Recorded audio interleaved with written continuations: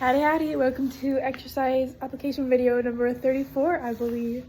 I just finished an outside hike today, very cold, but I want to talk about cold injury today. So is it really cold enough here to induce these things that I'm talking about? No, but it's still worth talking about.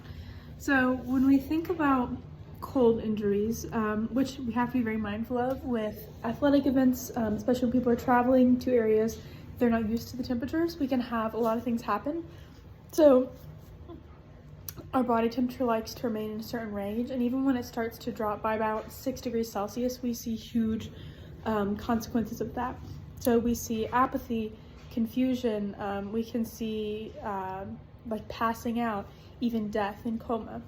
So what you want to do if you have someone who has been exposed to extreme cold and is having hypothermia, which is a drop in your body's core temperature, is you want to remove them from the cold environment, number one, immediately. You want to remove any wet clothing, right? Because we lose body heat more rapidly in water. So if you're stranded outside, let's pretend I had been walking somewhere really cold today. I would want to be really cautious when it comes to water because that's going to make me quickly lose my body heat. Some other factors that go into that, like this jacket. This is a down jacket. It has goose feathers. This jacket's going to do more for me in terms of preserving body temperature than had I just worn this shirt, right?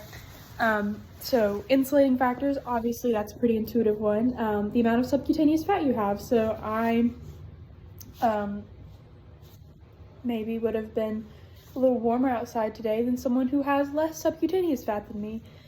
Things like gender, if I went on that hike with my boyfriend, he's less likely to have as significant body drops than me because of his gender. That may be related to hormones.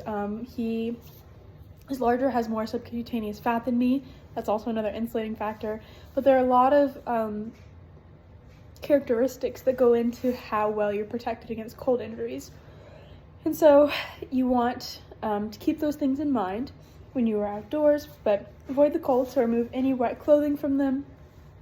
You can put a hot blanket around them, you can put them in a sleeping bag, and in the instances where it's necessary, especially if someone has lost consciousness, get medical help and prepare for the EMTs to come, given you're in a scenario where that is possible. If not, go get medical help.